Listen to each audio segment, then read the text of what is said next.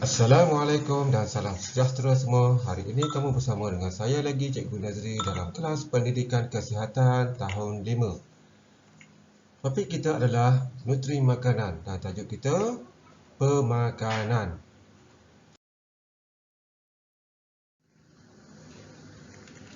Standard pembelajaran.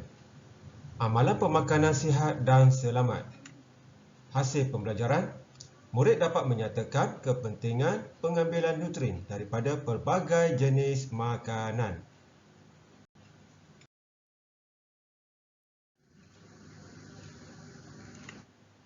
Okey, sekarang buka buku teks Pendidikan Jasmani dan Kesihatan muka surat 95.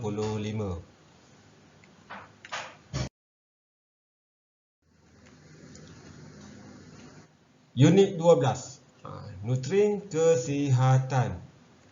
Apa yang dimaksudkan dengan nutrin? Okey, apa itu nutrin? Nutrin sebenarnya satu komposisi kimia yang berada di dalam sesuatu bahan makanan. Makanan yang kita makan boleh diibaratkan sebagai ejen perantara yang bertindak menyampaikan bahan kimia tersebut kepada tubuh badan kita. Nutrin yang diperlukan oleh tubuh badan kita boleh dikategorikan kepada 5 kumpulan iaitu protein, karbohidrat, lemak, vitamin dan garam mineral. Nutrin-nutrin inilah yang membantu tubuh badan kita supaya sentiasa sihat dan cergas sepanjang masa. Okey, kita tengok apa yang dikatakan dalam buku ni. Maksudnya nutrin ini memberi kesihatan kepada kita. Jenis makanan yang kamu ambil tu banyak mengandungi nutrin-nutrin yang sihat. Jangan pula kamu mengambil makanan-makanan yang tidak berzat. Tak ada makanan tidak berzat sini kan. Tak ada makanan yang segera kat sini. Okey, tengok. Makanan yang sihat menjamin kesihatan kita. Pemilihan makanan daripada semua kumpulan makanan piramid makanan Malaysia amat penting untuk kesihatan. Okey. Namakan kelas makanan berdasarkan gambar di atas. Mengapa kita perlu makan makanan daripada semua kelas makanan tersebut? Okey, yang pertama. Apa yang kamu dapat lihat kat sini? Ini apa kelas makanan dia? Ini adalah karbohidrat. Okey, ini adalah jenis karbohidrat. Jenis makanan ada ubi, ada roti, ada biji ri apa semua ni kan. Ini ialah protein. Ada ayam, ada ikan, daging semua ni. Telur, ini adalah protein. Seterusnya, ini apa dia? Ini ialah vitamin dan mineral. Seperti sayur-sayuran. Sayur-sayuran ni vitamin dan mineral. Seterusnya, buah-buahan ni pun vitamin dan mineral. Dan yang terakhir adalah apa ni? Ini adalah protein juga, iaitu susu. Susu dikategorikan sebagai protein.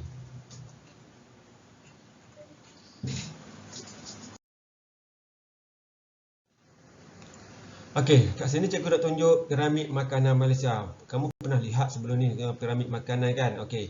Piramid makanan Malaysia adalah seperti berikut. Okey. Kamu dapat lihat bentuk dia adalah bentuk piramid. Yang bawah ni besar, tingkat kedua kecil sedikit dia punya arah dia. Yang ketiga lebih sedikit kecil dan yang keempat lagi kecil. Apa maksud dia ni? Okey, bermaksud ini kita perlu makan dengan kadar yang banyak berbanding dengan di atas dan di atas. Ini paling banyak, kurang sedikit, kurang lagi dan semakin berkurangan. Itulah maksud piramid makanan yang dibuat oleh Kerajaan Malaysia kan. Okey. Yang bawah ni apa dia? Yang bawah ni adalah karbohidrat. Okey, karbohidrat ni seperti jenis contoh makanan dia ada seperti nasi, mi, roti, bijirin, produk bijian dan ubi-ubian. Kita perlu makan 4 hingga 8 sajian sehari. Kita makan cukup. Adakah tak makan nasi satu hari?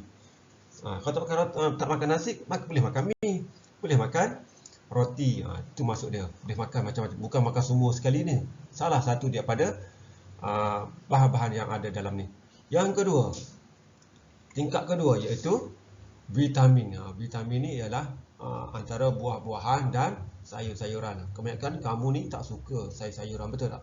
Okey, tapi buah-buahan ni banyaklah yang ramailah yang menggemarinya. Okey.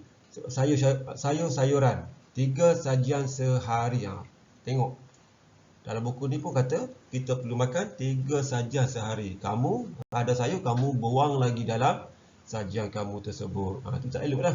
Okey, buah-buahan 2 sajian sehari, kurang sedikit bersayur. Maknanya sayur lagi banyak. Sayur lagi penting untuk pemakanan kita. Okey. Buah-buahan 2 sajian sehari. Makan banyak. Kena makan banyak juga ni. Untuk kesihatan kita, memberi vitamin kepada tubuh badan kita. Dan yang ketiga, tingkat ketiga iaitu protein. Protein ni ialah makanan selalu kamu makan dalam nasi kamu lah. Seperti ayam, susu, ikan semua ni. Makan sekali dengan nasi kan. Sekali dengan karbohidrat ni. Seperti susu dan produk terusu. 1 hingga 3 sajian sehari. Makan secara sederhana. Okay, sederhana saja. Tidak perlu makan berlebihan. Okey, dan yang terakhir adalah lemak. Lemak ni seperti lemak, minyak, gula dan garam. Makan sedikit sahaja. Ikan, ayam, daging. Ini protein tadi ya. Ikan, ayam, daging dan kekacang. Okey, sajian dia adalah seperti sajian 1 hingga 2 sajian ayam, daging, telur sehari, 1 sajian ikan sehari, separuh hingga 1 sajian kekacang sehari. Ini adalah protein. Cikgu terlewat sebut tadi. Okey ya. Okey, kita tengok satu persatu dahulu. Okey, kamu tengok jenis makanan yang berada di dalam gambar ni.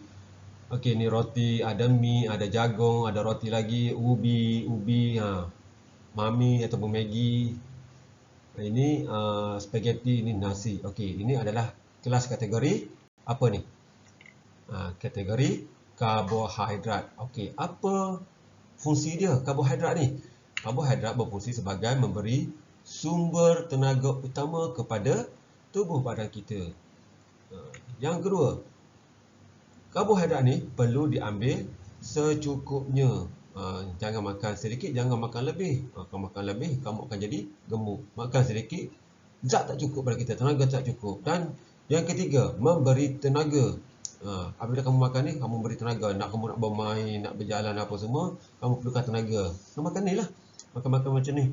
Okey, dan seterusnya yang terakhir, contoh makanan ialah nasi, roti, jagung, keledek, kentang, oat, barley, mi dan biskut.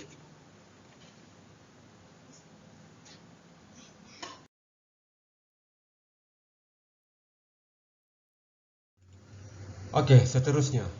Apa yang kamu dapat lihat kat sini? Iaitu gambar buah-buahan dan sayur-sayuran. Okey. Khasiat dia apa dia ni? Khasiat dia adalah vitamin dan mineral. Apa fungsi vitamin dan mineral ni? Iaitu yang pertama, memperkuatkan sistem kekebalan tubuh. Yang kedua, perlu diambil dalam kuantiti yang banyak. Yang ketiga, membantu dalam penghadaman perjalanan fungsi organ yang sempurna dan meningkatkan ketahanan badan. Dan yang terakhir adalah antara contoh makanan sayuran dan buah-buahan. Okey, vitamin ni baik untuk tubuh badan kita. Bermaksud kamu perlu mengambilnya dengan kuantiti yang banyak. Okey, kalau boleh setiap hari kamu kena makan benda-benda macam ni, sayur-sayuran dan buah-buahan ni.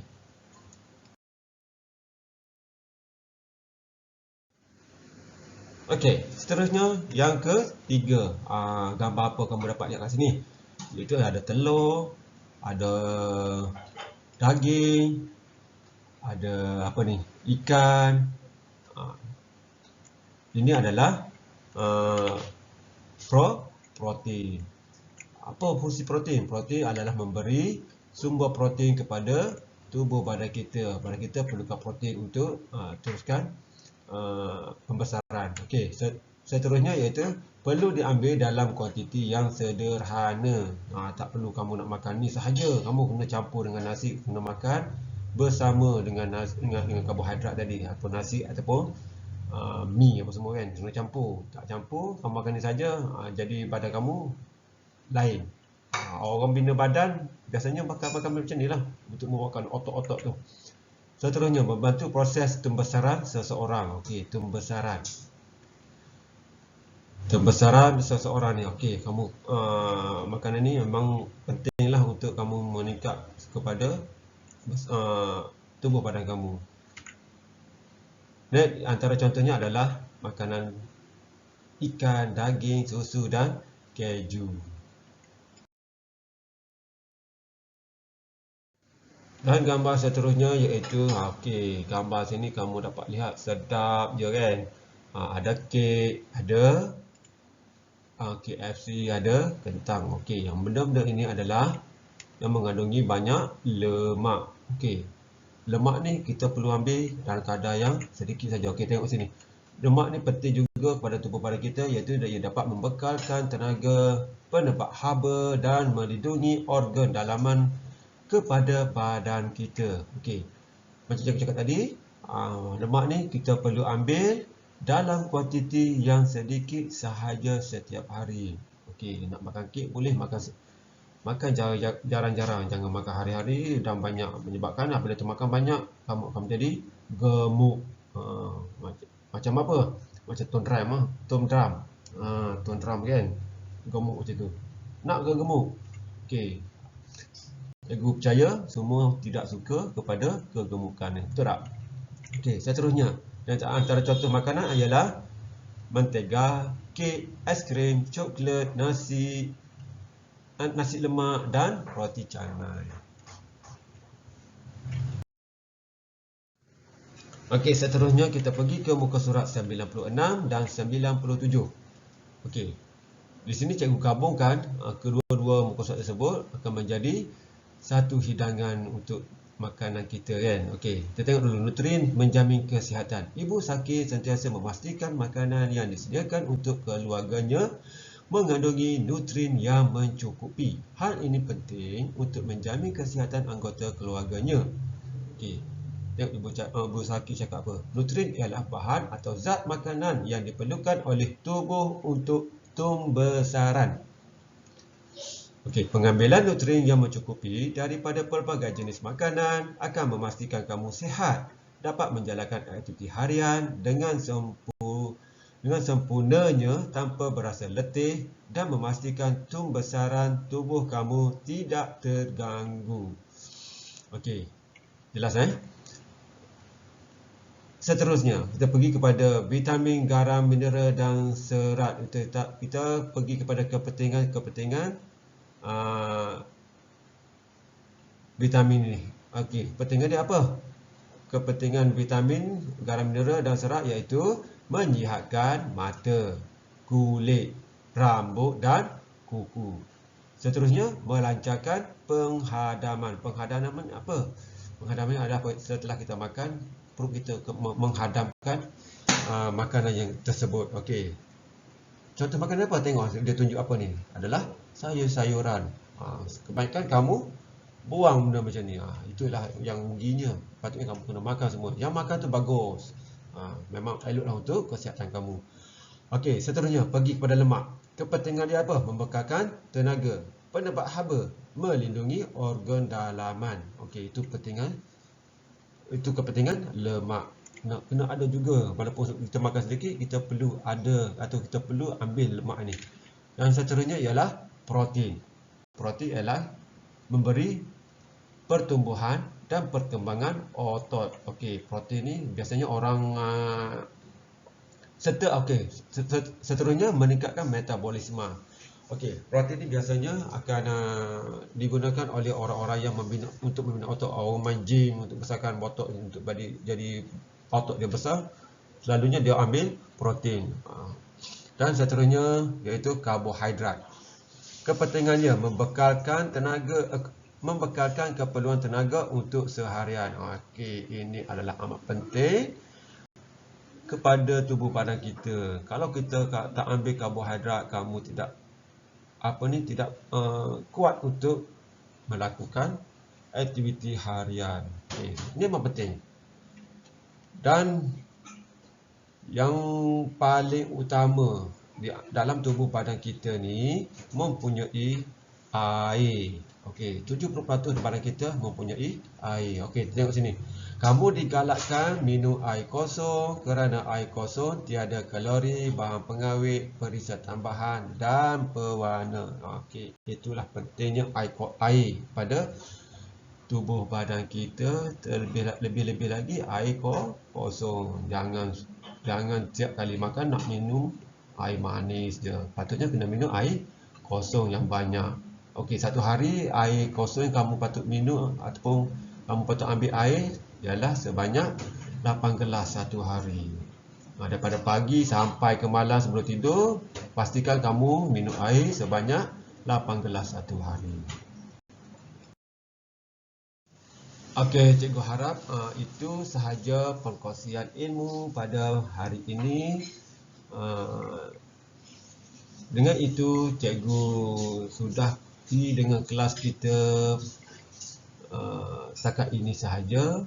Sekian, terima kasih. Bye-bye.